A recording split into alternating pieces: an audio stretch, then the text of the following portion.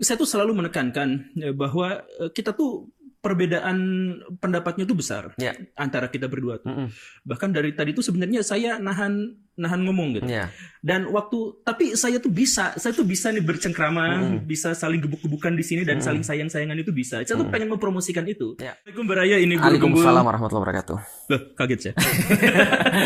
Saya langsung dijawab karena ini ada di kampungnya Pak Ustadz Felix Ya. Yau. Kampung radikal.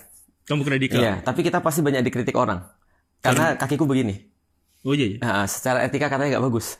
Ya udah, saya gini deh. Tapi gendut sulit. Iya, sulit. Ya gak apa-apa, ini rumah sendiri juga kan. Bener rumah sendiri ya? Rumah, alhamdulillah. Wah, alhamdulillah rumahnya gede banget.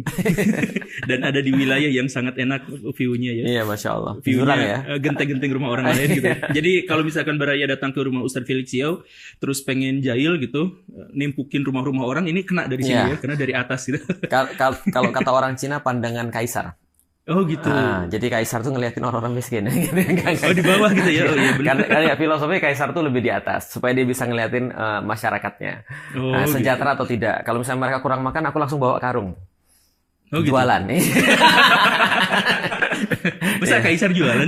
Kalau orang Cina, kan orang Cina jualan. Bukan nolong. Kalau Umar bin Khattab kan nolong, kalau orang Cina jualan. Oh iya. Oh iya, sudahlah. Nggak gini, ini saya ada beberapa hal yang pengen saya diskusikan. Oke, siap.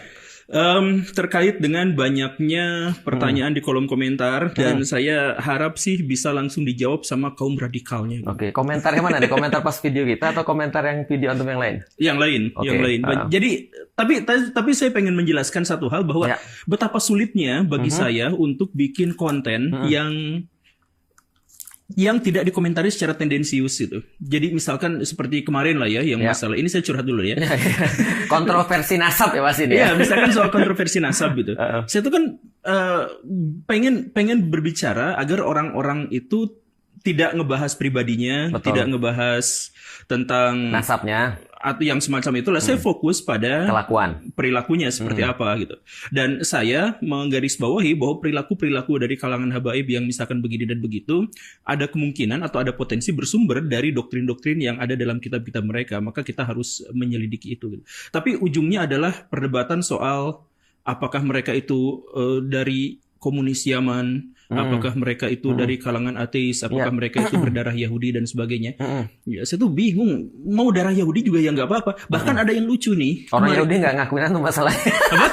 Kalau tuh bilang darah Yahudi. Nggak, tapi saya dikatain PKI. Sama? Sama klom dari pendukung habaib ketika saya membela kalangan habaib. Saya tuh kan ngebela. Jadi gini nih, waktu kalangan habaib itu dihujat misalkan bahwa mereka itu leluhurnya itu misalkan antek Belanda dan sebagainya. Saya bilang, saya mah gak fokus ke situ. Kalaupun mereka berasal dari leluhurnya Yahudi, leluhurnya apa ya gak jadi masalah. Saya bilang, bahkan kakek tiri saya tuh PKI asli. Oh gitu? Iya, kader dia tuh. Kakek tirian tuh? Iya. Orang Bandung? Bukan, orang Jawa sana. Oh ya, Jawa benar. Ya, terus? Saya bilang tuh gitu. Nah, kata-kata saya bahwa saya tuh kakeknya PKI menjadikan antum dijudging PKI. Padahal itu adalah sebenarnya sarana saya untuk membela. Jadi kalau misalkan mau kontra sama habaib misalkan, bukan gara-gara leluhurnya Yahudi, bukan gara-gara leluhurnya komunis dan sebagainya. Tapi kita tuh fokus tetap bukan pada masalah-masalah dan isu-isu pribadi. Masalah bahas pribadi itu masalah gibah. Kita masalahnya pada sesuatu yang berpengaruh terhadap urusan-urusan publik. Gitu. Jadi kalau misalkan ada habaib yang secara pribadi melakukan kemaksiatan begini begitu, tapi itu adalah masalah pribadi, saya nggak ikut campur, saya nggak mau ngomong sedikit pun. Atau tapi siapapun orang tuanya dan apapun pilihannya ya. Nggak peduli. Tapi kalau misalkan itu menyangkut masalah publik, masalah pendidikan, masalah edukasi, masalah Islam, isu-isu dan sebagainya, maka ayo kita diskusikan di bidang itu. Tapi ya susah sekali. Saya tetap aja 99% komentar itu berbicara masalah tendensi gitu. Ya, karena Indonesia sebenarnya gini sih, kalau aku lihat. Pertama aku coba jelasin dulu ya. Aku juga mungkin berada di dalam hal yang sama, tapi mungkin dalam audiens yang berbeda ya. Contoh misalnya kalau kayak misalnya orang sudah nganggap aku adalah radikal misalnya, maka apapun kata-kataku yang mengandung toleransi mereka nggak akan mau anggap sebenarnya. Tapi kalau kata-kataku yang mungkin menurut mereka bisa dibawa kepada radikalisme, itu langsung mereka catut kan, itu kan. Gitu ya. Ya, kalau orang sudah nggak suka, orang bilang gini, kalau udah sariawan seluruh makanan jadi nggak enak. Jadi masalah dianya yang sariawan. Jadi seluruh makanan kan jadi nggak enak.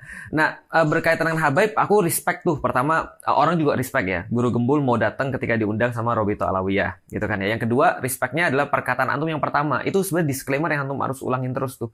Bahwasanya ini bukan permasalahan nasab sih sebenarnya. Dan orang-orang juga nggak peduli. Berapa banyak orang Indonesia yang antum bilang baca kitab, atau orang Indonesia yang mendalami teori genealogi dan genetika gitu kan ya, DNA dan segala macam. Orang nggak tahu semua itu.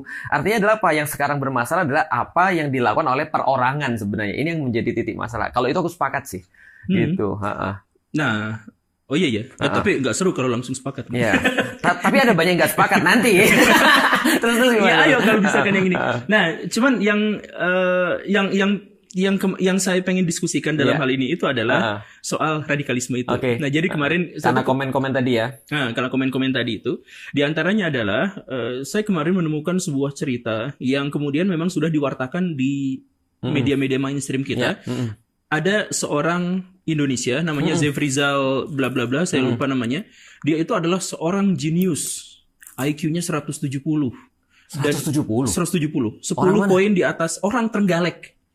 Orang Trenggalek, jenius, dia selalu ikutan olimpiade matematika dan astronomi di seluruh dunia, dimanapun ada perlombaan itu dia kejar dan selalu dia menangi. Dia ahli matematika, dia jago sama astronomi, hal yang semacam itulah. Tapi ketika dia kuliah di Unair, antum dulu intelektual IQ-nya berapa? Saya kecil banget, di bawah 100. Serius? Kok bisa? Aku di bawah 132 loh. Oh ya? Iya. Itu jenius. Iya, kelihatan. Biasa ya. Cuma mau nyombong aja ya. Terus lanjut Trenggalek, dia ikut segala macam. Dia 170, dia ikut olimpiade dan lain-lain. Tapi kemudian di kampus Unair itu, dia bolos, tidak masuk lagi, dan hilang. Dia kabarnya adalah datang ke Pakistan, tapi kemudian setelah itu hilang, kontakkan lagi sama keluarga dan sebagainya. Diketahuilah sama intelijen di Indonesia bahwa beliau gabung ke ISIS. Lewat Pakistan? Lewat masuk ininya ke Pakistan dulu. Ke Pakistan dulu. Nah, dia gabung ke ISIS, kemudian menyatakan baiatnya kepada Al-Baghdadi. Nah, kemudian berjuang, perang begini begitu, sampai sempat kehilangan satu kakinya karena bom. Tapi masih terus berjuang, masih dikejar-kejar, sampai akhirnya di satu wilayah di Afrika Utara, rombongannya dikalahkan dan pasukannya terpaksa mundur. Dia karena kakinya cuma satu, mundurnya nggak bisa kencang, jadi ditinggal dan akhirnya sudah tidak diketahui lagi bagaimana ceritanya. Nah, istilah syahid itu mengerikan itu. Nah ini orang ISIS. Dan kemudian saya dapat kabar kemarin yang tidak diwartakan oleh berita-berita, tapi dari orang yang oleh pemerintah Indonesia sangat dipercaya. Bahwa beliau yang sangat jenius itu bisa gabung ke organisasi teroris internasional karena ikut pengajian HTI. Ikut pengajian HTI ya? Iya, dulunya. Sebenarnya itu tahun berapa sih? Itu dia kaburnya dan hilangnya itu tahun 2016. Ya, oke. Jadi HTI-nya masih hidup. Oke, tentu saja. Jadi gini, itu ada beberapa titik ya. Itu udah boleh, udah selesai cerita atau masih belum? Aku coba bahas dari beberapa titik ya. Yang pertama, cara pandang kita tentang intelijensia ya dan kecerdasan. Kalau zaman dulu itu yang paling berarti itu memang IQ. Maka setiap anak-anak SD pada saat itu kan dites IQ ya. Yang aku dapat 132 tadi tuh. Temanku ada yang dapat paling tinggi 145. Jadi benar-benar dia juara satu di kelas, memang jenius. Tapi kebelakangan kita tahu bahwa IQ itu adalah hanya salah satu bagian daripada kecerdasan. Dulu tuh aku pernah ingat banget, ya, tapi ini antara perbedaan antara orang cerdas dan orang malas itu kan tipis ya. Karena orang-orang cerdas itu sebuah orang-orang malas yang pengen untuk membuat dirinya nyaman kan gitu kan ya. Jadi aku bilang gini, aku tuh nggak penting jadi juara kelas. Jadi ibuku ketika itu nanya, kok kamu nggak juara gitu maksudnya? Karena waktu itu yang paling penting kan yang juara kelas. Aku nggak perlu juara, karena kenapa? Orang pintar tuh bukan ketika dia juara, tapi bisa nyelesain masalah. Tapi aku berpikir memang benar-benar kecerdasan itu soal nyelesain masalah sebenarnya. Soal bagaimana kita cope dengan sesuatu dan kita bisa lepas daripada masalah itu. Maka ke depan orang kenal ada namanya EQ dan SQ gitu kan ya. Ada emotional quotient. Kalau kita berbicara IQ itu soal kenyamanan, maka EQ ini adalah soal ketenangan dan kalau SQ itu adalah soal kebahagiaan.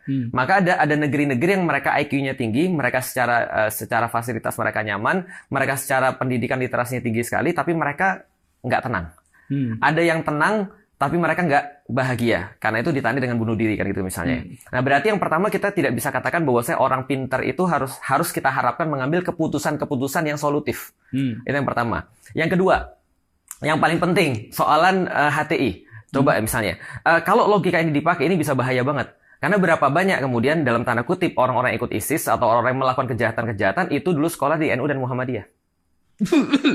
Paham nggak sih maksudnya? Nah, jadi masa kita mengaitkan kemudian orang sekolah di NU dan Muhammadiyah dengan kemudian mereka jadi teroris kan gitu kan ya? Atau mereka jadi seorang by the way, Gibran sekolah di mana ya? Oh, Gibran sekolah di Australia. Berarti Australia itu mempromosikan orang-orang jadi oke, kita lanjut gimana tadi? Nah, kan kita kan nggak berkata seperti itu kan? Maksudnya gini, kan di situ sebenarnya adalah kasus itu sebenarnya mengguncang banyak teori lah, banyak hipotesis. Karena biasanya orang berpikir bahwa teroris itu muncul gara-gara dia misalkan gampang didoktrin, atau misalkan gara-gara dia tidak mandiri secara finansial, dia luntang-lantung jadilah teroris. Tapi ini beliau di Unair, kemudian pintar. Kok bisa? Makanya pertanyaan saya sebenarnya adalah gimana cara HTI mencuci otaknya? Iya, HTI mencuci otak dengan cara Nah, jadi begini. Jadi pertama-tama tadi kita harus sampaikan dulu bahwa adalah anggapan yang salah menurutku ketika terorisme dalam tanda kutip cuma disederhanakan dengan cara low education misalnya, atau orang-orang kurang atau perlu dengan masalah uang gitu misalnya, atau apalagi satu lagi tadi selain edukasi dan uang. Ya itu aja sih. Ya narrow minded lah gampangnya kita kira-kira. Karena kita juga menemukan dalam beberapa kasus orang-orang yang berbuat. Jadi gini, sebelum kita berbicara tentang terorisme, kita berbicara orang-orang yang berbuat sesuatu di luar kebiasaan dulu ya. Kalau aku melihat sih gini, faktor yang menyebabkan orang-orang tuh berbuat di luar kebiasaan atau dalam tanda kutip ekstrim, yang paling besar tuh keterpaksaan menurutku. Jadi karena dia nggak punya opsi lain, maka dia berbuat sesuatu yang di luar daripada kebiasaan. Dan dia tidak punya opsi lain ini bisa jadi karena low education, bisa jadi karena dia nggak punya akses terhadap uang misalnya. Karena itulah orang-orang misalnya contoh ya, orang maling karena dia nggak punya uang, sedangkan ada anak yang harus dikasih makan misalnya. Artinya dia kan nggak punya opsi ya dalam pandangan dia nggak punya opsi. Atau misalnya ketika dia misalnya mendapati ibunya mau mati, sedangkan dia harus punya uang untuk operasi atau misalnya pengobatan ibunya, karena dia nggak punya edukasi, dia nggak punya pilihan lain. Jadi balik lagi keterpaksaan sih sebenarnya. Makanya fenomena orang-orang berbuat ekstrim ini terjadi juga bahkan di tempat negara-negara yang terjajah. Betul. Nah, jadi tidak semua orang yang berbuat yang dalam tanda kutip di luar kebiasaan atau ekstrim itu adalah sesuatu yang salah. Itu pertama dulu. Walaupun nanti kita akan bahas ISIS-nya ya.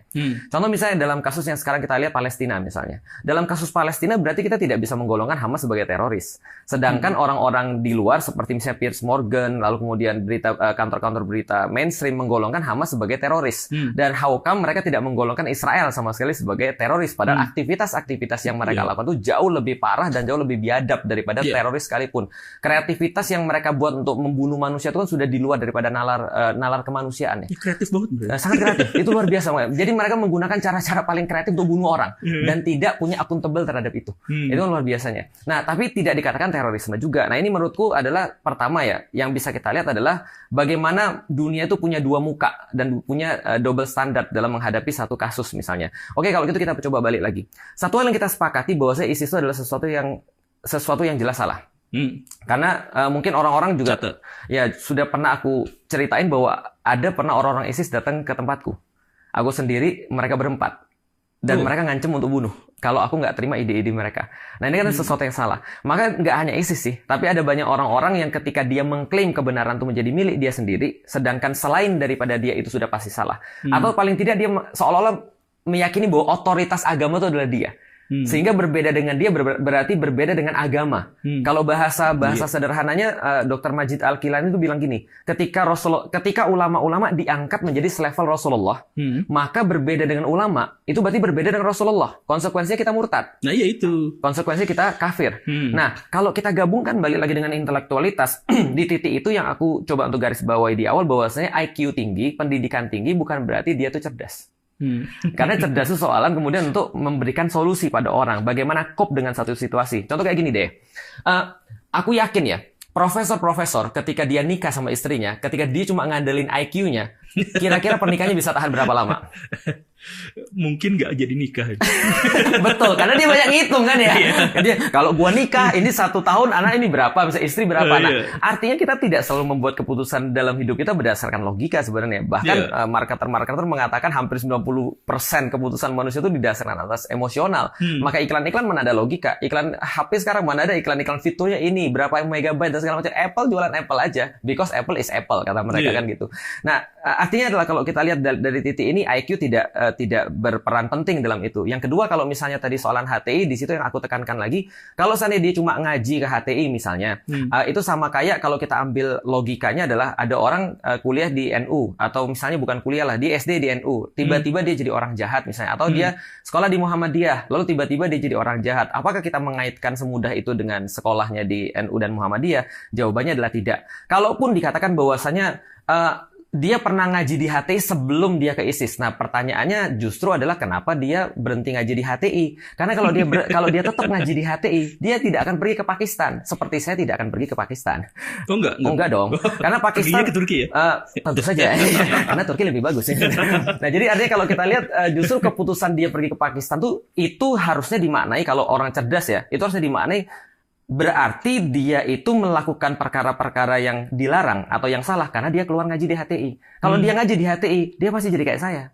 Coba kalau misalkan gini, saya juga sebenarnya yang bagian kecerdasan itu bahwa dia akhirnya bisa di dalam tanda kutip dicuci otak itu juga sebenarnya punya pikiran lain, bahwa orang-orang yang berpikir biner itu kalau misalkan IQ-nya tidak rendah ya berarti dia punya gangguan mental. Benar. Biasanya gitu. Benar. Dan memang ada jurnalnya sih. Kemarin banget saya itu. Tapi yang menggelitik itu sebenarnya yang tadi itu, yang HTI itu. Kalau misalkan ya, ini kita ambil cerita. Kalau misalkan kita juga tidak mengambil penyederhanaan bahwa hanya gara-gara dia gabung ke HTI, kemudian jangan langsung salahkan ke ISIS karena dia juga latarnya NU atau Muhammadiyah, misalkan seperti itu. Tapi yang punya kisah bahwa dia terinspirasi menjadi bagian dari ISIS karena ISIS itu mengaku dirinya sebagai khalifah. Dan ide-ide kehilafahan itu berasal dari Hizbut Tahrir. Ide-ide kekhilafan berasal dari Hizbut Tahrir. Jadi maksudnya NU, Muhammadiyah, Persis, Al-Irsyad dan lain sebagainya, atau yang disebut Wahabi, atau yang disebut itu para habaib atau siapa itu semuanya kan tidak mempromosikan ide-ide kekhalifahan. Iya, menurutku agak ahistoris sih. Karena kalau kita lihat salah satu aja misalnya contoh kayak bukunya Profesor Ahmad Mansur ya, yang Api Sejarah itu. Kan beliau menulis sendiri bahwasanya reaksi yang datang pertama kali ketika khilafah itu runtuh, karena khilafah itu sebuah fakta ya. Ada khilafan Umayyah, ada Abbasiyah, yang terakhir adalah Utsmaniyah. Lalu kemudian ketika khilafah Utsmani itu runtuh, maka respon pertama kali justru datang daripada PP Muhammadiyah kan ya, yang mengutus kemudian utusannya untuk pergi kepada konferensi khilafah. Dan itu direspons juga oleh ulama-ulama Surabaya yang akhirnya menjadi cikal bakal terbentuknya NU. Itu bukan aku yang nulis loh, tapi itu gitu. Profesor Ahmad Mansur Surya Negara. Yang kedua dalam buku Fikih Islam ya, kalau karangan Sulaiman Rashid itu yang ada hijau ada kayak gradasi hijau ke kuning itu ya. Itu ada tentang fikih tentang khilafah tuh di situ ditulisin. Berarti sebenarnya kalau aku lihat ya, penyederhanaan bahwa khilafah itu adalah diusung oleh HTI itu adalah sebuah simplifikasi ya. Simplifikasi yang terlalu simpel gitu kan. Nah, artinya kita tidak bisa menjadikan itu juga. Sama kayak gini deh. Sama kayak gini kita pikir. Oppenheimer dia bikin bom atom, gitu kan? Apakah kita menyalahkan bahwa fisika membuat para teroris? Kan enggak.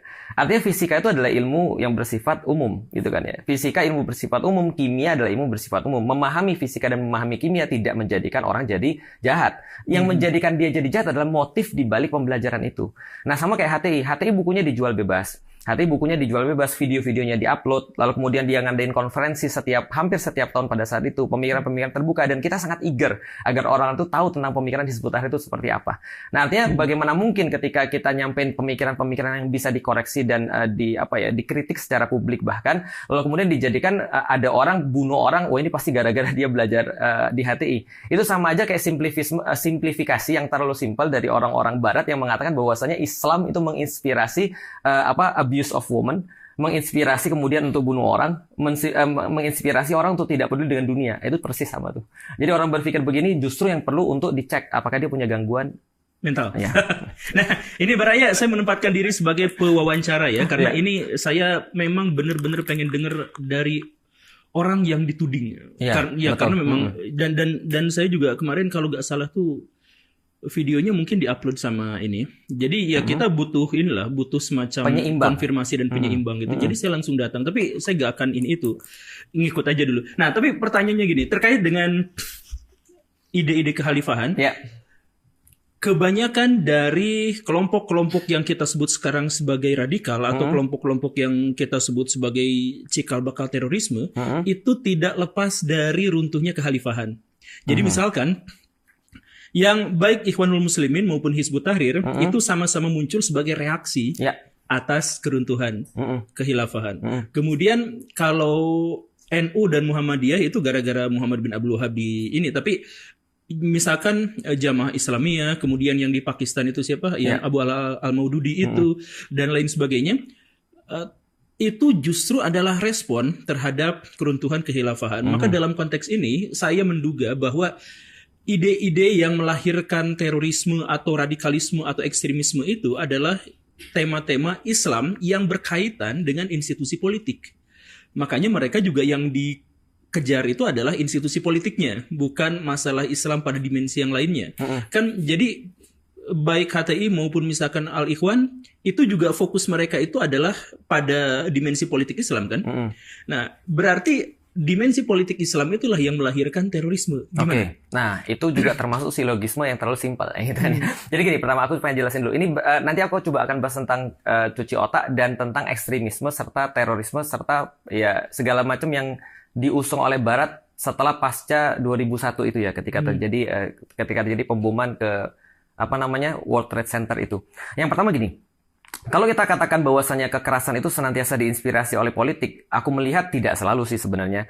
Karena, mohon maaf, Banser tidak memerlukan alasan khilafah untuk bisa ngusir orang, kan gitu kan ya, atau untuk persekusi kepada orang. Pengalaman pribadi nih. Ya, tentu saja, karena ini relate kan gitu kan ya.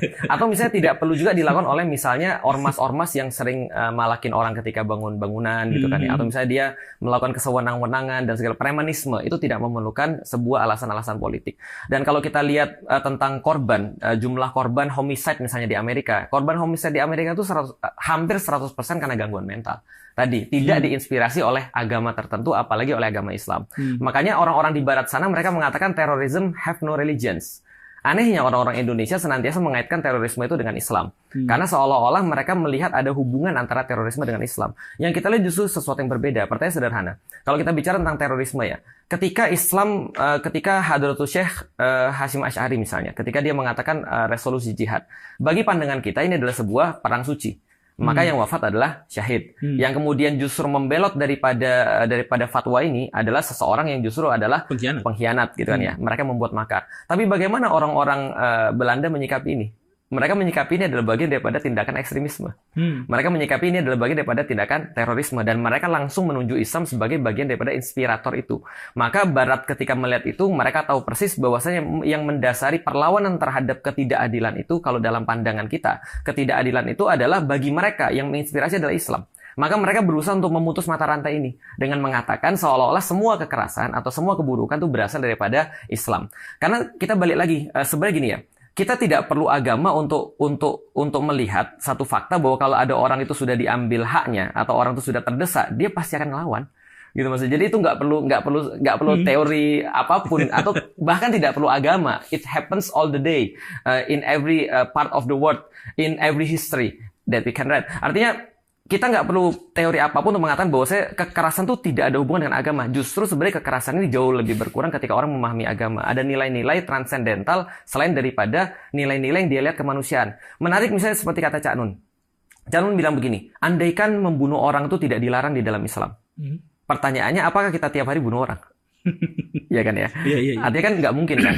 Nah, apalagi ketika ada agama. Artinya kita sebagai manusia aja nyembeli orang, jangan nyembeli orang. Anu ngeliat video yang suami mukulin istri itu itu ganggu aku setiap hari tuh. Ketika udah itu masuk ke sini dan mengganggu. Jadi apa ya, buat kita tuh jadi kayak aneh gitu maksudnya. Tahu perasaan itu aku temuin kapan? Perasaan yang sama aku temuin kapan? Ketika ngelihat nenek-nenek digigit sama anjing Israel. Yang nenek-nenek pakai kerudung malam-malam digigitin. Itu perasaan sama banget. Artinya disturbing nggak sih? Iya. Nah, itu kan manusiawi, sangat manusiawi itu disturbing. Bahkan tanpa agama pun kita tuh marah ngelihat itu gitu. Itu bertentangan dengan nurani kita gitu. Betul. Nah, bagaimana kalau ada orang agama ngelihat itu? Dia langsung bilang, "Gila, aku relate banget karena aku punya 2 anak perempuan. Aku bilang gini, kalau aku jadi bapaknya, aduh. Nah, kalau aku melakukan sesuatu nih, misalnya aku datengin anaknya terus misalnya aku gampar misalnya, atau aku jatuhin pena terus dia pas ngambil aku lutut itu misalnya gitu kan. Nah, pertanyaannya apakah aku jadi radikalisme gitu kan ya. Nah, jadi kan tergantung konteks kan kita melihat itu. Tapi kita sama-sama sepakat bahwa membunuh orang itu adalah manusiawi pun tidak bisa kita lakukan seenak itu. Maka kata Cak Nun, apakah ketika nggak ada agama kamu akan bunuh orang terus? Jawabannya tidak. Apalagi ketika ada agama. Balik lagi soalan HTI tadi, nah soalan politik tadi, apakah kemudian kerinduan orang akan politik yang dipimpin dengan Islam itu menjadi sesuatu yang menginspirasi mereka untuk melakukan sebuah tindakan-tindakan kekerasan. Justru yang kalau kita lihat politik yang tidak berdasarkan agama itu justru yang membunuh banyak sekali orang. Karena menurut Canon Armstrong itu dalam bukunya dia menulis bahwasanya ada satu syarat agar orang itu bisa membantai orang lain. Namanya dehumanisme. Artinya orang itu sudah dihargai tidak lagi jadi seorang human. Atau dia disamain dengan binatang yang kalau kita sembelih ayam kita kayak nggak merasa guilty. Dan ini dilakukan oleh Israel. Pertanyaan apakah Israel diinspirasi oleh politik Islam? Kan tidak. Ya, gampangnya seperti itu aja sih. Dan artinya kalau kita lihat data, balik lagi ya. Kalau kita lihat data-data kalau kita mau kumpulin, data-data kerusuhan, data-data ketegangan yang terjadi di antara masyarakat, pembunuhan dan segala macam, menurutku data-data masih didominasi oleh bukan politik Islam. Dan oleh bukan orang ngaji. Jelas. Gitu kan ya. Artinya orang-orang ngaji justru dia punya konsiderasi lain. Selain daripada konsiderasi agama. Tapi betul, aku sepakat ketika dikatakan, ketika orang salah memahami agama, maka agama itu menjadi pendorong yang lebih besar untuk melakukan sesuatu keburukan. Artinya adalah apa? Sebelum beragama dia sudah salah cara pikir. Artinya agama itu tidak memperbaiki dia. Sehingga dijadikan sebagai dalil untuk memperburuk. Gampangnya gini deh. Ada orang jualan pisau. Pisaunya pisau dapur. Bagus. Pisau dapur Jepang. Harganya 7 juta mahal. Aku baru lihat kemarin. Tapi aku nggak beli. Itu kan ya. Simu apa namanya? Iya. Jadi pisau yang benar-benar dibuat di Jepang itu. Yang udah benar-benar setahun bikinnya atau berapa bulan gitu kan ya. Itu tajam banget. Itu untuk motong sayur. Dan motong daging juga sangat smooth sekali. Gitu, kayak mentega. Nah, pertanyaan kalau ada orang beli itu. Lalu kemudian dia diajarin ini cara pakainya kayak gini-gini segala macam. Dia udah lihat reviewnya. Terus dia pakai untuk nusuk orang. Karena memang dari awal dia sudah memang nggak suka sama orang itu. Nah artinya sebelum dia punya itu pun dia sudah punya intensi. Pisau itu cuma memudahkan dia aja. Nah itu bahayanya Islam. Tidak hanya Islam. Tapi bahayanya segala sesuatu yang lain untuk menginspirasi keburukan. Contoh, saya tambahin dikit sebelumnya. Pancasila. Bisa nggak dipakai untuk bunuh orang? Ya, bisa. Bisa. Dan faktanya sudah seperti itu kan ya. PKI, kita tahu DNID itu sebelum dia melakukan keburukan-keburukan yang sangat ngeri dengan PKI-nya itu menerbitkan buku membela Pancasila. Coba. Artinya orang dibunuh atas nama Pancasila kan ya. Ketika PKI melakukan pemberontakan, mereka membunuh atas dasar keyakinan mereka dan jelas itu bukan Islam. Artinya ya kita nggak bisa langsung mengaitkan, walaupun betul keyakinan itu berperan penting dalam aktivitas orang. Berarti berpikir sebelum beriman. Berpikir sebelum lebih tepat lagi adalah berpikir adalah syarat beriman. Iya. Artinya gitu kalau ada orang nggak berpikir dia tidak diterima keimanannya. Berarti kalau misalkan ada ajaran-ajaran dalam tanda kutip agama yang melarang orang untuk tidak berpikir, melarang orang untuk berpikir, berarti jauhin ya? Ini kalau ini orang-orang agama lain nonton, aku agak bahaya. Kalau antum ngomong nggak apa-apa, kalau aku yang ngomong jadi masalah nih. Jadi ya, aku sepakat. Artinya aku justru masuk Islam karena Islam adalah agama yang benar-benar promote pada berpikir. Jadi benar-benar promote pada berpikir, benar-benar promote pada rahmah. Makanya kan aku bilang gini, terakhir aku ketemu dengan orang juga. Mohon maaf, dia suka sekali nonton dengan kekerasan-kekerasan. Dia suka sekali nonton orang-orang yang terakhir beredar, antum lihat nggak sih? Yang bukan terakhir sih, udah lama banget tapi beredar lagi. Ada 2 pilot Turki yang dibakar sama ISIS. Oh, belum. Oh, itu ngeri banget tuh. Dan ini ada orang-orang yang dikurungin itu bukan? Bukan, jadi dibakar betul. Jadi pokoknya ngeri banget deh. Itu mau muntah juga. Artinya gini, ada orang-orang yang suka banget dengan gambar-gambar gore kayak gitu.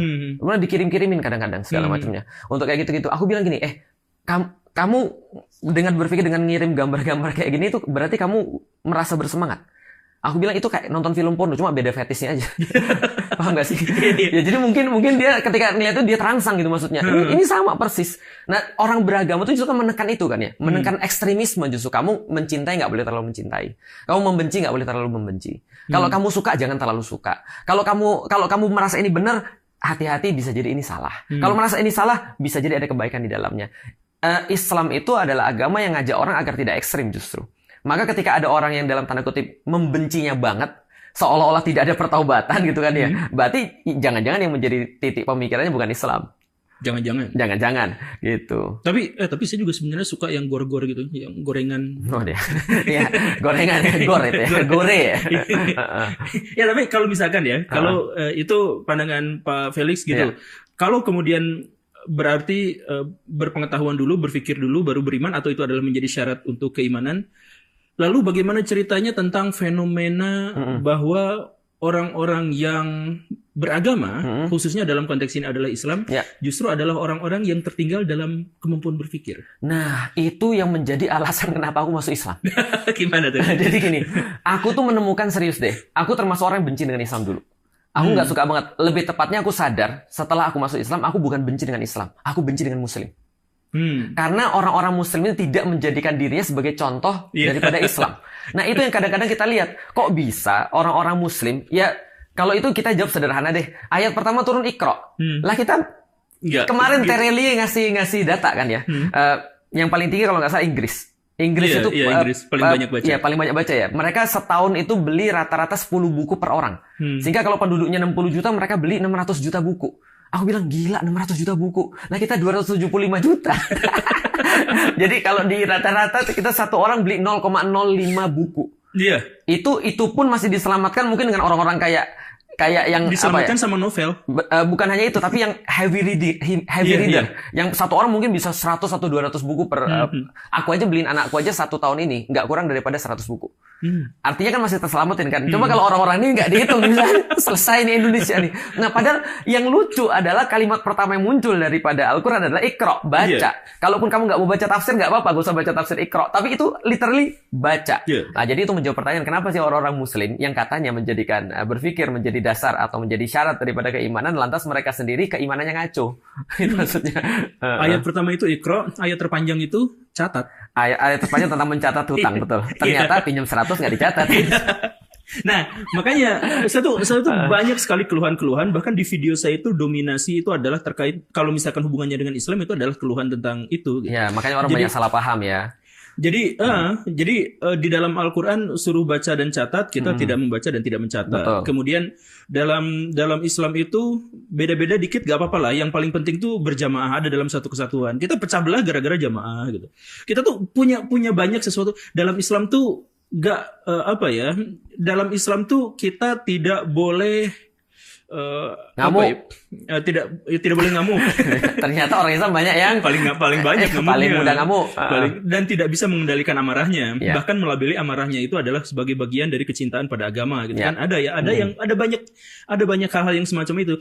Saya tuh selalu menekankan bahwa kita tuh perbedaan pendapatnya tuh besar antara kita berdua tuh.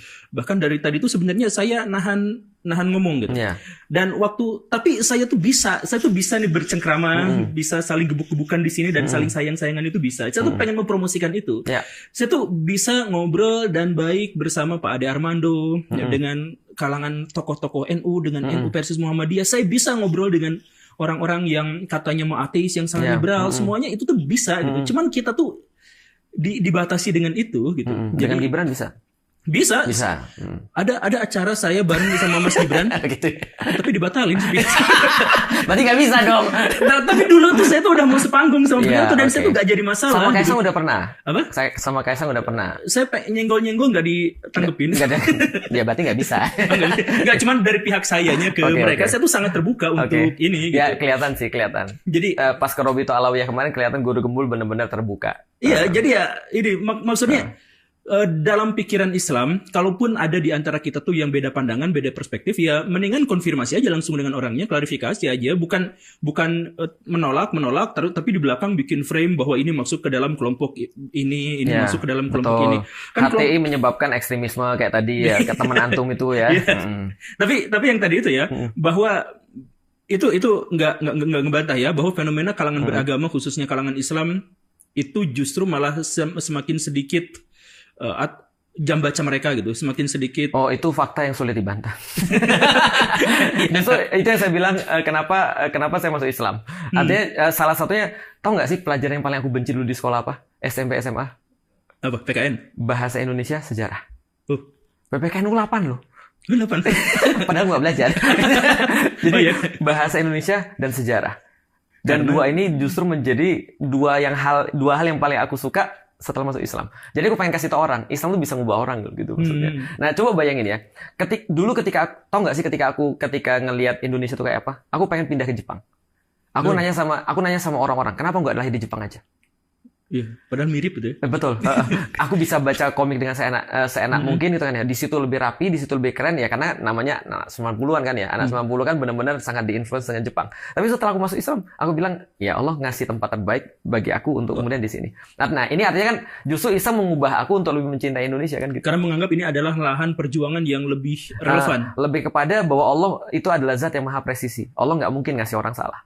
Artinya aku jadi oke, aku terima, aku mencintai Indonesia, aku mencoba untuk ngajak orang Indonesia. Lihat nih, aku bisa loh diubah oleh Islam. Artinya apa? Ketika kalian nggak berubah, bukan salah Islamnya, salah kalian. Kenapa kalian nggak mau? Nah, itu tujuanku gitu. Oke. Jadi kapan diundang sama Gibran? Kayak Gibran harusnya diundang ke sini ya. Dia kan lebih muda. Oh iya. Kan harusnya muda mendatangi yang tua. Itu kan Pancasila sekali. Oh iya. Iya benar. Antum lebih tua juga kan daripada Gibran kan? Iya, saya lebih tua. Makanya aku nggak perlu MK lagi kan? Jadi wakil presiden itu lebih layak saya. Kan lebih tua. Aku dukung. Ya balik lagi ke topik. Satu lagi lah, nggak apa-apa lah ya? Nggak apa-apa, mau sampai Jumatan juga nggak apa-apa. Satu lagi. Kalau misalkan fenomenanya adalah bahwa Islam justru atau mayoritas kaum muslimin justru malah tertinggal dalam pengetahuan dan teknologi dibandingkan dengan orang-orang non-muslim itu. Ya. Dan faktanya juga termasuk dengan kekayaan. Betul. Jadi kemarin saya tampilin ya, sebuah sumbernya bahwa sumber mana yang saya kisihin? Tapi ya ada penelitian mana gitu. Saya menyebutkan misalkan di Indonesia itu yang menguasai ekonomi Indonesia itu kebanyakan itu Chinese. Nah, yang pribumi dan Muslim, yang pribumi plus Muslim, itu cuma 15% dari kekayaan di Indonesia. Kepemilikan aset dan mereka. Dan itu pun mungkin cuma yang pegang duit aja ya. Tapi yang punya tetap yang lain. Ya maksudnya kekayaan mereka yang mereka punya itu gitu. Jadi 87% populasi tetapi hanya menguasai 15% aset ekonomi. Oke. Aku gabungin dengan cuci otak ya. Aku tadi lupa bahas tentang cuci otak. Sebenarnya gini, tidak ada manusia yang tidak dicuci otak. Artinya manusia itu tidak mungkin netral. Itu sama aja kayak ada orang tua bilang gini, jangan pengaruhi anakmu biar dia memilih sendiri. Gimana caranya nggak mempengaruhi anak suruh dia milih sendiri? Mana ada anak yang milih sendiri? Ya betul. Bisa paham kan maksudku ya? Artinya kalau ada orang tua yang bilang bahwasanya kita tuh biarin anak kita milih sendiri, jangan dipengaruhi, jangan lu cuci otaknya. Bro, itu anak-anak, mereka tuh nggak akan bisa milih sendiri. Secara paling gampang yang sudah terinstal adalah kemalesan. Mereka kan pilih yang lebih mudah, mereka kan pilih yang lebih santai kan itu kan ya. Nah, artinya nggak ada orang yang bersifat netral. Either ketika kita punya tanah itu kita menanami dengan bunga lalu muncul bunga tapi tetap ada rumput-rumputnya, atau kita tidak tanami sama sekali lalu muncul rumput kan itu kan ya. Artinya kita tidak mungkin menganggap ada pikiran orang netral. Artinya ada orang mengatakan bahwa orang masuk Hizbut Tahrir dicuci otak, berarti dia juga sudah somehow dicuci otak dengan pemikiran yang lain atau menginstal pemikiran lain pada dirinya. Gampangnya seperti itu. Nah, aku masukin ke sini kepada kenapa orang-orang Islam itu low performance. Dan low performance itu jangankan kita bicara tentang masalah uang, mereka secara karakter juga low performance. Contoh misalnya ya, secara toughness, secara mereka apa ya, semacam kayak toughness itu apa ya? Ketangguhan, resistensi, kekekahan, resiliensi, itu sangat kurang sekali. Nah, kalau aku lihat itu ada banyak faktor sih. Yang pertama aku pernah bahas tentang ini. Antum pernah tahu nggak tentang bagaimana penjajah itu membentuk mental terjajah kepada kita? Jadi sebenarnya kalau kita lihat Indonesia itu adalah bangsa yang sangat rajin. Diligent, mereka bangun lebih pagi, mereka kerja lebih keras. Somehow mereka tidak mendapatkan apa yang mereka harusnya dapatkan. Seperti orang-orang misalnya Itali. Antum kalau ke Itali itu jam 9 mereka masih tidur. Jam 10 mereka baru bangun ngulet. Setelah itu mereka minum bir gitu kan ya. Tapi somehow mereka masih bisa makan. Kayak nggak adil gitu kan ya. Nah, artinya kalau kita lihat balik lagi tentang Belanda misalnya contoh ya. Salah satu yang aku pernah kritik itu adalah tentang bagaimana mereka tuh memberikan sebuah strata sosial yang bersifat legal. Misalnya contoh ya, zaman dulu kan ada 3 mereka kelompokin. Pertama ada Europanen, yang kedua ada Vreemde Oosterlingen, yang ketiga ada Inlander. Yang paling apes kira-kira siapa? Yang bawah. Yang Inlander, Anda. Tapi saya kan tidak. Saya kan pertengahan. Vreemde Oosterlingen gitu kan. Nah jadi Vreemde Oosterlingen ini bisa belajar gitu kan ya. Mereka bisa mendapatkan akses dan segala macam. Maka tata kota Belanda kita sudah tahu. Setelah pemerintahan atau pusat kota itu mereka dikelilingi dengan India, Arab dan Cina. mereka sebagai buffer. Mereka jadiin Vreemde Oosterlingen sebagai buffer untuk inlander. Parah kan? Yang terbentuk kebencian inlander terhadap Vreemde Oosterlingen. India, Cina dibenci. Arab untungnya karena mereka Islam, jadi mereka bebas dari kebencian itu. Gitu kan? Tapi kan kita kan dibenci orang Cina gitu kan ya. Artinya dari zaman dulu pun secara akses terhadap aset itu tidak imbang, tidak equal gitu maksudnya. Sudah dibuat seperti sehingga pendidikan dan segala macam ya wajar kalau terjadi seperti itu. Yang pertama, yang kedua, kita nggak bisa memungkiri secara karakter orang Cina unggul. Dulu contoh misalnya, ya memang karena minoritas ya. Orang kan bilang kalau kita dalam keadaan terjepit tadi, ekstremisme itu muncul. Bapak saya tuh pernah bilang gini, contoh ya. Perkara sederhana yang bapak saya warisin pada saya nggak ada hubungan dengan agama. Walaupun setelah kita masuk Islam, kita dapat ada hubungan dengan agama. Bapak saya tuh bilang gini, Lik, minjem barang ke orang tuh bodoh. Minjemin lebih bodoh. Coba bayangin. Tapi ini kan mentalnya di samping saya kan karakter. Artinya daripada saya minjem, saya harus beli. Tapi ketika saya mau beli, bapak saya bilang lagi, Lik, jangan beli kalau sebelum kamu punya 50, baru keluarin 1 atau 2. Jadi orang Cina, dia akan nahan sampai dia punya 50, dia nggak mau ngutang. Ketika dia ngutang, kita tahu dia kehilangan kebebasan. Nah ini kan mental-mental tertentu nih yang kita bisa lihat. Jadi ada urusan kemudian sistemik, ada urusan karakter, ada urusan satu lagi, goodwill daripada pemerintah. Karena kalau kita bicara tentang goodwill daripada pemerintah ya, boleh nggak sih kita ngomong? Boleh. Ya, kita pemerintah gitu ya, pemerintah. Kita udah tahu lah seperti apa goodwill daripada pemerintah. Makanya kalau kita bandingin dengan negara-negara yang lain yang misalnya mereka punya kekayaan lebih bagus dan segala macam, ya goodwill pada mereka jauh lebih tinggi daripada kita. Ini seperti itu sih, ada 3 faktor minimal. Pemerintah kita tuh kayaknya nggak ada will-willnya deh. Iya, semuanya Jawa ya. Nggak ada will ya. Adanya pil ya. Bukan itu. Okay. Nggak ke situ juga. Iya, nggak ke situ juga ya. Ya jadi, ya itu juga nggak bisa dibantah ya. Nggak bisa dibantah. Cuman memang sesuatu yang sangat disayangkan. Dan ya pada akhirnya juga ini merambah pada masalah-masalah edukasi. Jadi betapa sulitnya untuk mengedukasi. Satu hal yang kemudian saya pengen curhati dan saya pernah bikin video juga. Justru banyak orang-orang di antara kaum muslimin yang digelari oleh ulama justru malah mempertahankan situasi bahwa kaum muslimin gak usah belajar karena si ilmu itu dipisah. Yang kemudian saya sebut bahwa itu adalah sekularisme gitu. Jadi ada ilmu dunia, ada ilmu akhirat gitu. Begitu kan? Betul. Sehingga jadi kalau misalkan itu sepupu saya tuh masih ada di pesantren yang si kiainya itu menekankan gak usah belajar ilmu matematika dan lain sebagainya karena itu gak akan ditanya di kuburan. Itu masih ditekankan seperti itu. Yang paling penting itu, tapi yang paling penting itu kemudian hafalin solawat ini gitu, kemudian nadom begini dan begitu dan sebagainya. Dan itu tuh orang-orang yang digelari ulama yang mengatakan seperti itu tuh. Betul. Jadi ya akhirnya kaum muslimin susah sekali untuk disadarkan karena otoritas yang mereka hargai justru malah membenarkan bahwa kita memang seperti itu. Pas ditanya, kan kita jadi tergantung, kita jadi kehilangan izah dan lain sebagainya, mereka mengatakan, ya ini kan sunatullah, dunia itu bergerak. Jadi dulu kita di atas, sekarang di bawah, ya terima aja karena kita hidup di zaman bergerak. Dulu kita di bawah, sekarang kita di bawah banget. Jadi jadi kesal juga ini orang-orang kenapa sikap-sikap fatalisme gitu ya. Kayak tadi kan fatalisme kan ya. Seolah-olah semua sudah ditakdirkan, semua sudah predestinasi dan segala macam. Oke, ya aku ngerti sih kalau gitu. Itu juga termasuk kritiku yang paling besar. Jadi kritiku yang paling besar pertama terhadap sistem pendidikan di Indonesia, aku udah pernah ngomong belum sih? Bahwa kita tuh terlalu banyak bahas tentang what and how, tapi kita nggak pernah bahas why. Itu yang pertama. Yang kedua adalah pengajaran terhadap Islam tuh diberikan sehingga Islam seolah-olah seperti katanya Karl Marx. Agama adalah candu bagi orang-orang. Sehingga ketika dia merasakan sakitnya tuh kayak dicanduin. Gimana ya cara ngomongnya? Sakitnya tuh kayak diredam.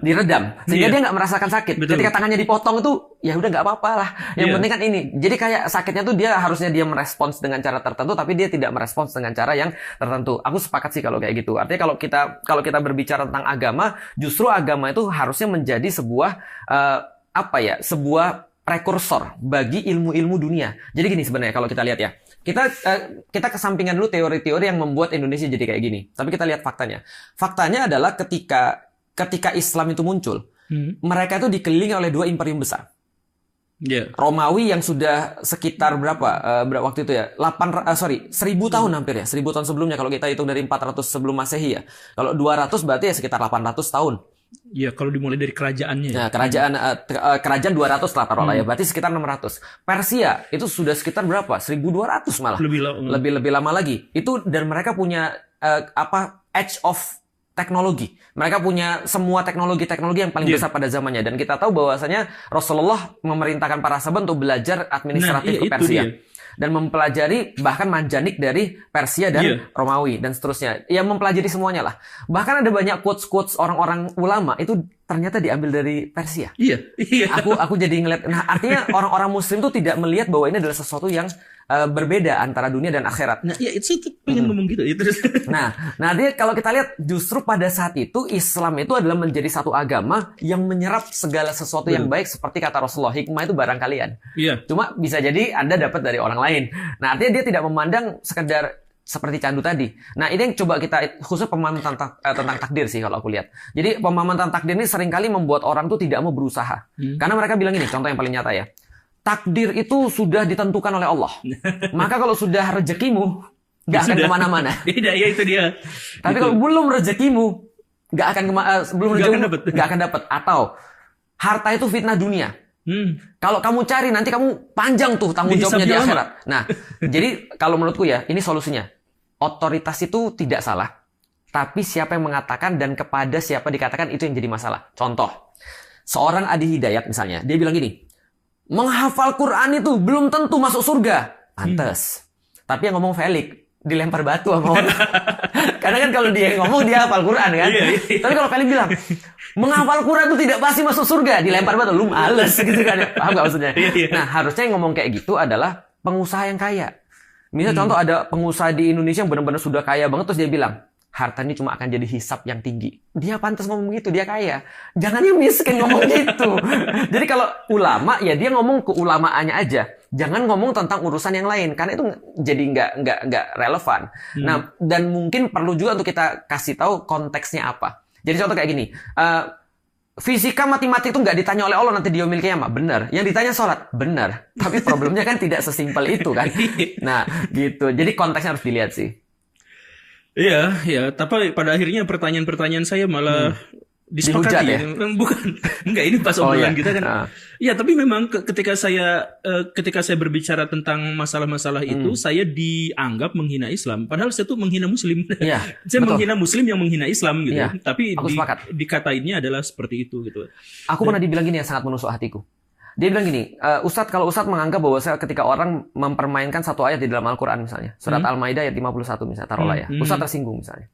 Kenapa Ustadz nggak tersinggung ketika ada orang-orang, mereka baca Al-Quran, mereka tahu itu perintahnya jelas banget, contoh kayak tadi misalnya ya, perintahnya untuk benar-benar kita untuk dalam tanda kutip menjadi yang terbaik dalam apapun yang menjadi urusan kita, tapi orang-orang malah menjadikannya sebagai olok-olokan juga. Bukankah mereka termasuk penista agama juga?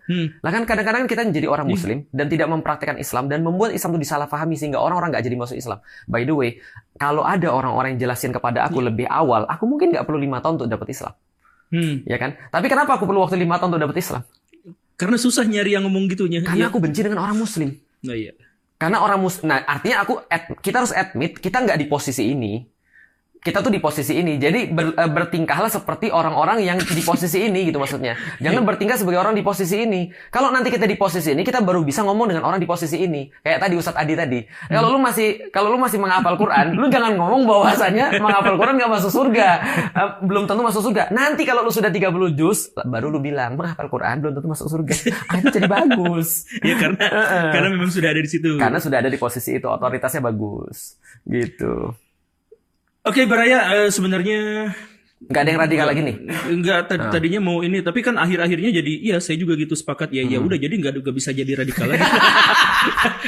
karena pada akhirnya sudah deal-dealan. Tapi nanti kalau ada isu berikutnya kita ngobrol lagi. Karena saya tuh datang ke sini tuh berangkat dari sebuah isu yang tadi itu. Yeah. Jadi saya di sana sudah, dan insya Allah nanti saya juga mau bikin video khususnya, judulnya mungkin psikologi para teroris gitu. Tapi ada orang yang lebih berbeda daripada radikal. Mau tahu siapa? Orang-orang yang mengatasnamakan radikalisme iya. untuk kepentingan pribadi dia. Iya. Itu parah tuh menurutku. Nah kayak gini perlu antum bahas. Jadi artinya gini, kita mengakui bahwasanya orang Muslim itu dalam posisi yang sangat-sangat terpuruk. Tapi kita tidak bisa memungkiri bahwasanya ada orang-orang tertentu yang berusaha memanfaatkan situasi itu untuk kepentingan dirinya sendiri. Iya. Artinya dia mengeksplor radikalisme dengan sedemikian rupa, seolah-olah radikalisme ini adalah satu-satunya masalah di Indonesia, dan dia melupakan permasalahan-permasalahan yang jauh lebih besar daripada radikalisme yang Kemarin dimaksud. ada yang mendeklarasikan mereka radikal. Berani mati untuk Jokowi. That's it. Nah itu kan bikin radikalisme dan mereka mendeklarasikan. Dan mereka jadi masalah di Tapi Indonesia mereka berani mati, tapi mereka takut mati loh kayaknya kemarin. Soalnya nggak datang, nggak jadi deklarasi. jadi kan gini kan ya. Jadi bayangin aja ya, kalau ada orang mengatasnamakan radikalisme untuk berbuat sesuatu yang radikal, itu kan malah lebih parah kan? Itu sama kayak binatang yang paling haram, tahu apa? Babi mengandung. Babi lagi hamil, babi mengandung babi. Double babi ya? Artinya dia menggunakan isu itu untuk kepentingan dia. Contoh misalnya gini ya, ada orang lagi berantem. Ketika ada orang lagi berantem, kita pukulin. Jangan berantem gitu. Tapi kita pukul dia. Nah, ini kan masalahnya sekarang. Orang mengatasnamakan radikalisme untuk memukul radikalisme. Artinya ya tadi kita mencoba mencontohkan gitu ya. Aku sama Guru Gembul pastinya tidak sama. Karena aku lebih kurus. Body shaming langsung. Tapi kita menang di jenggot ya, betul, aku menang di jenggot ya. Tapi kita berusaha untuk mencontohkan bahwasanya tidak ada satupun yang kita tidak bisa obrolin. Dan ini kan adalah sesuatu yang Islamik banget. Ya kita kesampingan agama pun nggak apa-apa. Ini sesuatu yang human banget. Tapi kenapa ada orang-orang yang mereka mengatasnamakan toleransi, mereka mengatasnamakan anti radikalisme, anti hate speech, justru mereka yang tidak siap untuk diajak ngobrol sih sebenarnya. Iya. Karena pernyataan yang keluar yang judgement terus kan gitu kan ya. Iya, banyak banget yang kayak gitu. Ya. Oke, berarti begitu saja lah. Itu aja. Tapi aku terus terang, kita masih ada waktu. Aku respect sih dengan beberapa yang dilakukan oleh Guru Gembul ketika di Robito Alawiyah. Artinya kalau aku tidak memusingkan tentang masalah nasab karena aku ada beberapa kritik, tapi nanti aja kapan-kapan coba kita untuk sampein, terutama tentang masalah ilmiah itu sebenarnya. Sekarang aja. Oke.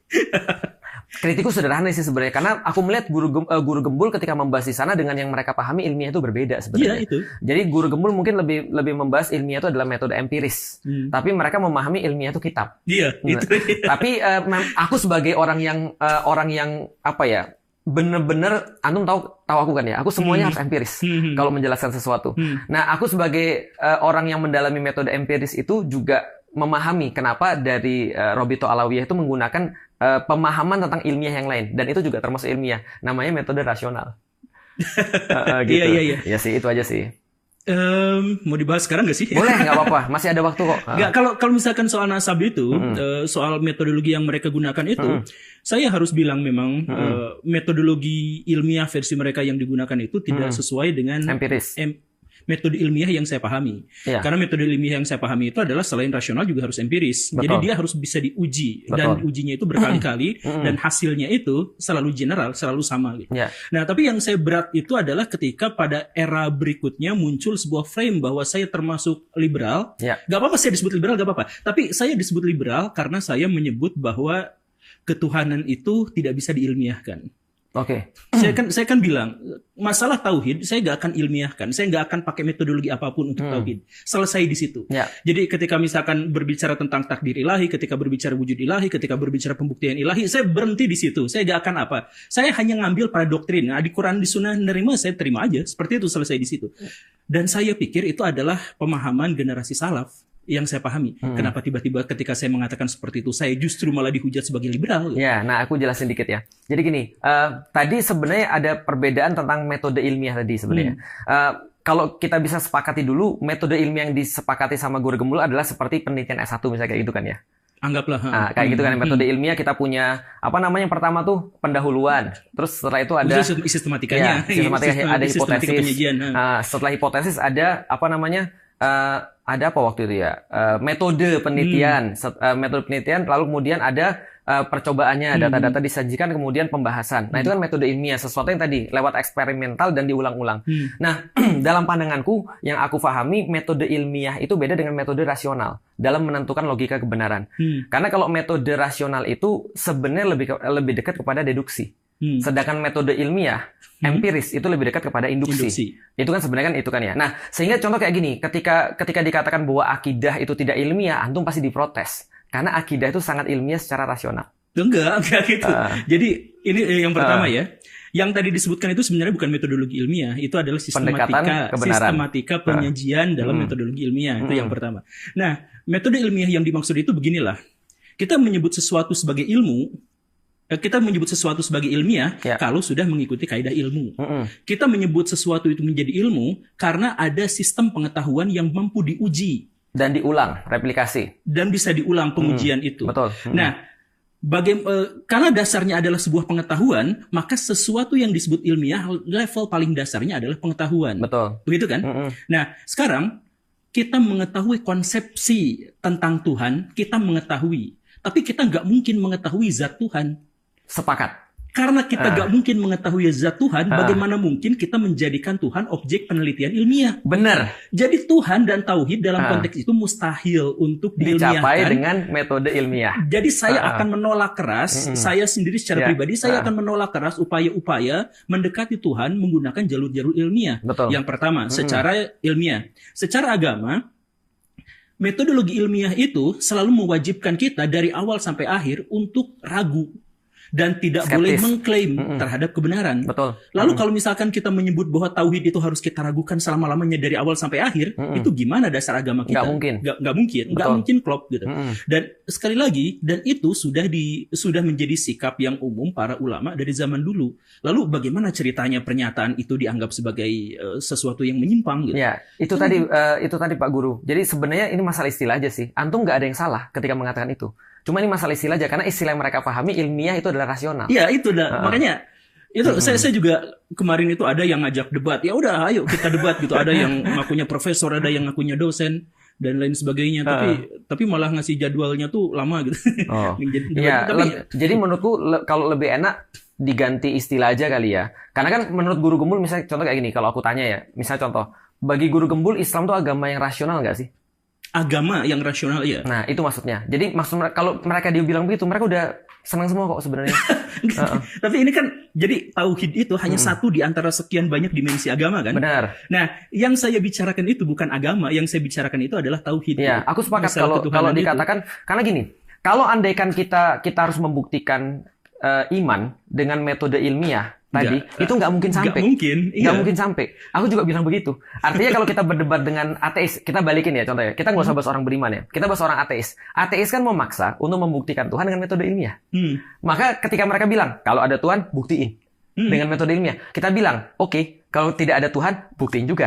Berarti kan kosong-kosong kan. Artinya Tuhan tidak bisa dicapai dengan metode ilmiah. Cuman kalau menyederhanakan itu, tapi bisa dicapai dengan metode rasional. Iya, oke, rasional. Ya, tapi sebenarnya rasional itu belum memenuhi kaidah ilmiah. Tapi saya juga ngomong, jadi keberadaan Tuhan itu sama mustahilnya dengan ketiadaannya secara ilmiah. Benar. Makanya tadi kan ketika ateis bilang bahwa saya buktiin Tuhan itu ada, kita bisa bilang buktiin Tuhan nggak ada.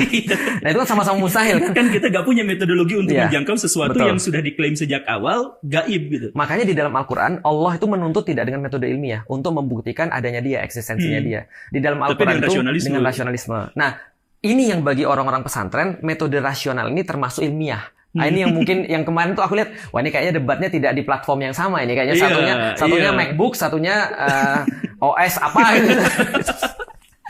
Satunya Android gitu.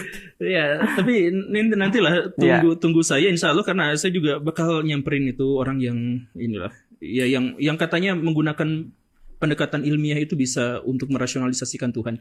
Tapi ya sudahlah, itu cuma mencurhat aja sih. Nanti sama aku juga boleh sih. Apanya? Bagaimana metode ilmiah rasional tadi. Tapi ada satu lagi yang aku pengen untuk kalau boleh nitip kepada Guru Gembul. Contoh kayak gini ya. Aku paham sih. Antum benar-benar orang-orang yang tidak bisa diam ketika melihat sesuatu yang dalam tanda kutip bagi antum ini problematik. Terlepas itu benar atau terlepas itu salah. Tapi kita orang yang sama dalam hal itu. Karena orang-orang yang bergerak itu pasti karena kerisauan. Entah kerisauan itu benar atau kerisauan itu adalah sesuatu yang salah. Dan kita kan nggak bisa menjamin kerisauan kita pasti benar kan ya. Nah, tapi dalam titik kerisauan itu aku juga nitip bahwasanya antum juga harus risau sebenarnya dengan orang-orang yang dalam hal ini meragukan nasab-nasab para habaib ini. Karena bisa jadi alasannya bukan alasan antum loh. Karena alasan mereka itu bisa jadi bukan alasan antum. Saya udah bilang itu. Saya bilang di salah satu video saya bahwa Saya tidak kubu-kubuan, Betul. Saya tidak ikut pada kubu Kiai Imad, dan saya juga tidak ikut pada kubu para habaib itu. Saya sudah punya kriteria dasar bahwa saya menghormati seseorang, saya mencintai seseorang karena agama itu adalah berdasarkan pada iman dan ilmu. Fair. Udah titik di situ aja. Fair. Jadi kalau misalkan terkait dengan tendensi, mau itu tendensinya dari habaib, mau itu tendensinya dari kalangan yang menentangnya, saya nggak ikutan dalam hal itu. Dan jadi, itu mungkin harus diketahui banyak orang sih, supaya mereka nggak salah paham terhadap. Saya bikin video lebih dari 10 kali soal itu, tetap gak. Misalkan terkait dengan Pak Jokowi gitu, pribadinya saya nggak ikut campur, urusan rumah tangganya saya nggak ikut campur, Fufu Fafa nggak akan pernah saya bahas. Yakin? karena itu masalah pribadinya dia gitu. Kalau kelakuannya. Ya, fokusnya itu adalah perilakunya, kebijakannya, tindakannya, kata-katanya, dan itulah yang akan saya kritik gitu. Jadi saya akan mengkritik habis-habisan Pak Jokowi ketika dia bikin dinasti, tetapi saya akan mengapresiasi beliau ketika mencoba untuk mempersatukan orang-orang di Indonesia misalkan, dengan atau bikin tambang. Misalkan ya dengan tambang. Jadi NU dikasih tambang misalkan. Biar jadi bumper. Saya akan ini jadi ada juga yang saya kritik misalkan dari Pak Ade Armando dulu, ketika Pak Ade Armando mengatakan bahwa saya itu adalah plural, saya itu adalah liberal, saya itu adalah orang yang ini, dan karena itu representasinya adalah keberpihakan pada Pak Jokowi misalnya. Kalau saya adalah liberal, kalau saya adalah plural, saya tetap tidak akan menyimpan ideologi sesuatu itu kepada satu figur tertentu. Saya tetap aja akan lepas di situ. Betul. Ya itu mungkin yang banyak disalahpahamin orang ya. Karena orang-orang melihat guru gembul itu adalah berpihak gitu maksudnya. Itu mungkin yang mereka masih dapat selama ini. Dan sampai sekarang mereka itu cari-cari identitas. Wah, guru gembul ini wah guru gembul ini udah tersatroni oleh Wahabi sehingga anti NU. Wah, guru gembul. Jadi fokusnya mereka itu paling nggak masuk akal deh kayaknya kalau anti Wahabi. Banyak di kolom komentar itu. Karena saya dulu banyak juga bikin video. Saya misalkan menjelaskan. Bukannya terakhir kali antum ditahzir sama Wahabi gara-gara kasus sains? Iya. Terus? Itu. Nah, sama yang kelompok NU itu, karena saya itu menolak bermazhab. Oke. Saya menolak bermazhab. Masalah buat mereka. Kemudian saya juga mengatakan istilah ulama bersanad yang biasa dipakai sama orang NU itu baru muncul tahun 2000-an dan itu adalah reaksi terhadap kemunculan Wahabi dan menguatnya Wahabi di Indonesia. Karena Wahabi di Indonesia itu sedikit-sedikit ini sanad hadisnya mana, maka orang NU kemudian bikin tandingan sanad keilmuan. Nah, saya tentang itu. Nah, itu saya dituding Wahabi. Itu bahkan ada videonya dari orang NU itu. Guru gembul itu adalah Wahabi yang bertransformasi. Terus PKI. Sudah juga. Ya, sudah juga. Aku tahu berarti. Antum kan sudah dituduh Wahabi, padahal antum bermasalah sama Wahabi, ya kan? Enggak, saya enggak bermasalah sama Wahabi. Ya, orang Wahabi bermasalah sama yang kedua, antum dipermasalah sama NU, ya kan? Sama Muhammadiyah juga. Iya. Sama siapa lagi? PKI juga dipermasalahkan. Cuma satu yang tersisa. Ini metode deduktif namanya. Apa itu? HTI. Oh, enggak. Guru gembul HTI. HTI enggak. Oh iya, guru gembul HTI. Enggak pernah dipermasalahkan sama orang HTI kan? Oh, pernah. Saya kan bikin juga itu. Kapan? Saya pernah bikin video tentang khilafah. Terus di WhatsApp sama siapa? Terus itu, wah antum belum ngobrol, harus ngobrol sama Ustadz Felix ya, udah gitu. Itu sebelum kita ketemu atau sebelum? Jauh-jauh sebelum. Waktu video saya masih jelek. Kalau sekarang kan lebih jelek. Iya, benar. Terus antum yang WhatsApp itu teman? Enggak, di kolom komentar ada, teman juga ada. Oh gitu. Ya berarti antum bukan hati, terus apa? Ikhwanul Muslimin? Ya, saya kan juga menghujat PKS. Ikhwanul Muslimin nggak PKS? Terinspirasi dari. Oke. Iya. Jadi yang LC itu kan dulunya di Mesirnya kan bisa. Hamas. Apa? Hamas. Oh, saya kan kemarin dihujat sama Hussein Gaza tuh. Oh, Yahudi udah? Nah, saya sama Yahudi dikata Yahudi atau gimana? Dikata Yahudi udah pernah. Masalah orang Yahudi pernah nggak? Belum. Oh, berarti saya Yahudi ya? Kemungkinan besar. Aduh, gawat. Tapi saya pesek gitu. Yahudi juga nggak apa-apa kan? Yahudi kan nggak semuanya jahat. Iya. Dan Yahudi nggak mau antum sih pasti. Saya kemarin ke sinagog di Manado tuh. Terus? Kasian, bahkan yang ngurus sinagognya pun orang-orang Kristen, karena orang Yahudinya hampir gak ada. Berarti itu minoritas yang terpinggirkan ya? Minoritas di antara paling minoritas itu. Dan bahkan KTP-nya pun bukan Yahudi ternyata ya. Apa? Oh ya, harus memilih di antara 5 agama ya, karena Yahudi kan gak ada di agama Indonesia ya. Iya. Aliran kepercayaan berarti ya. Atau mungkin Islam Yahudi gitu, gak tahu. Islam Yahudi. Ada sih, bisa. Bisa karena orang Yahudi itu kan umat sekaligus agama ya. Umat bisa Yahudi. Jadi kan ada orang Yahudi yang beragama Islam tuh ada kan? Ada, Sofia. Iya, istri Nabi. Iya. Betul. Iya, sudahlah, kenapa Ada lagi yang mau dicurhatin? Ayo, apalagi? Nggak ada, itu aja sih sebenarnya. Artinya aku melihat bahwasanya tadi ya, aku terus terang ada banyak orang ngomong sama aku ketika antum lagi bahas tentang masalah polemik nasab ya. Kenapa sih mau ngobrol sama guru gembul? Aku bilang itu kan videonya sebelum dia bahas polemik nasab. Ya kan? Sesudahnya juga ngobrol. Aku bilang ya tadi balik lagi aku bilang, aku jangankan guru gembul, sama orang-orang yang benar-benar berbeda aja kayak Indah Ji aja aku ngobrol kok. Artinya menurutku ngobrol, kenapa ada masalah apa ngobrol gitu kan ya? Artinya Allah juga masih ngobrol dengan iblis. Walaupun setelah iblis dikatain iblis. Enggak, maksudnya bukan aku Allah dan antum iblis gitu kan ya, bukan maksudnya, tapi mirip ya gitu. Enggak, maksudnya itu kan perbandingan yang ekstrim kayak gitu aja kita masih mau gitu maksudnya, apalagi orang-orang yang cuma menurutku sih guru gembul disalahpahami aja sih. Artinya sebagaimana setiap orang kayak aku juga bisa disalahpahami orang kan, cuma kita beda kubu aja. Iya, gitu. Haterin juga banyak ya. Followerku kan 5 juta ya. 4 jutanya itu kayak iya gitu.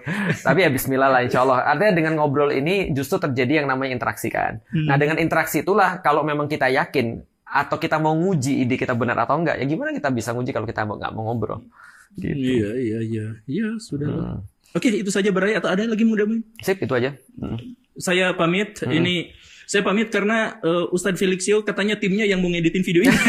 Jadi videonya seharusnya tidak usah panjang-panjang biar mereka tidak kerepotan. Nggak, tenang aja, santai.